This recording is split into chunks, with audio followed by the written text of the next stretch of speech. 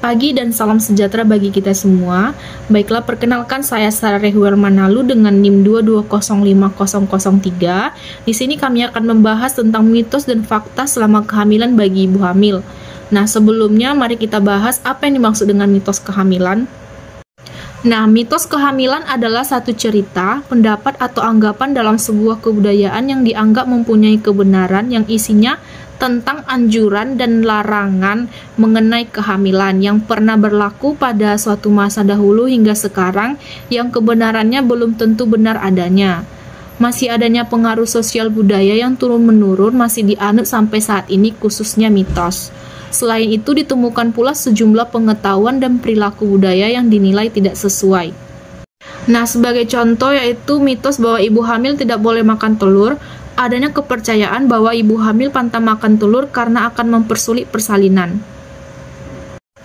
Menurut faktanya, ibu hamil dianjurkan lebih banyak mengonsumsi makanan yang mengandung banyak protein karena dapat menjadi cadangan energi yang akan digunakan untuk mengejan saat melahirkan.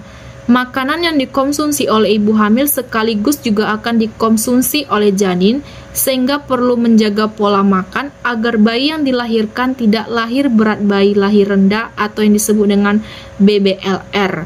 Telur juga memiliki kandungan protein dan kalori yang sangat tinggi, sehingga baik untuk dikonsumsi oleh ibu hamil. Telur juga merupakan makanan favorit yang bisa dibentuk menjadi berbagai variasi hidangan sehingga tidak membosankan.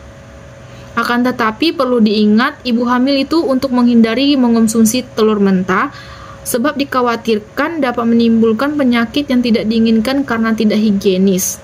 Baik, ini contoh jurnal yang mengatakan bahwa ibu hamil itu boleh mengonsumsi telur selain telur mentah. Mitos yang kedua, bahwa mengonsumsi obat-obatan berupa suplemen tambah darah dan kalsium karena dianggap bahwa yang dilahirkan nanti terlalu besar.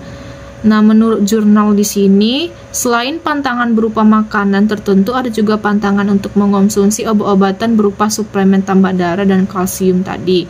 Nah, tablet tambah darah sama kalsium itu dulu memang mereka takut makan kalsium, takut nanti anak-anaknya itu kebesaran. Lalu faktanya menurut jurnal yang didapat yaitu jika ibu mengetahui isi dari tablet tambah darah, terdapat asam folat yang baik untuk perkembangan otak bayi. Pemberian suplementasi tablet tambah darah yang dilakukan oleh pemerintah merupakan salah satu upaya penanggulangan anemia pada ibu hamil agar ibu terhindar dari anemia dengan segala dampak buruknya sepanjang kehamilannya hingga masa nifasnya nanti. Suplementasi tablet tambah darah ini merupakan upaya cost efektif karena kandungan besinya itu padat, dilengkapi dengan asam folat dan mungkin harganya relatif murah.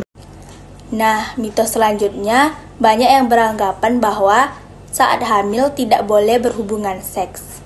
Banyak orang mengatakan bahwa ibu hamil tidak boleh melakukan hubungan intim. Hal ini karena ada anggapan bahwa berhubungan intim saat hamil bisa menyakiti janin dan berpotensi menyebabkan keguguran. Padahal informasi ini hanyalah mitos belaka.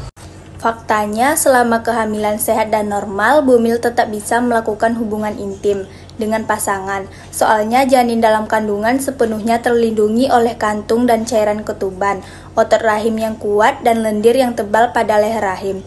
Jadi, keguguran tidak ada hubungannya dengan aktivitas hubungan intim. Sebagian besar keguguran justru terjadi akibat janin tidak berkembang dengan baik. Mitos selanjutnya, makan lele anak akan hiperaktif. Itu mitos atau fakta, teman-teman? Nah, ternyata itu adalah mitos. Ada larangan ibu hamil untuk memakan ikan lele.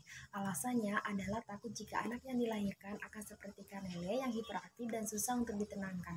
Nah, faktanya ikan lele mengandung banyak sekali manfaat, antara lain hewan yang hidup di air itu rendah kolesterol sehingga jika dikonsumsi sering sekalipun tidak akan membuat kolesterol jahat menjadi naik.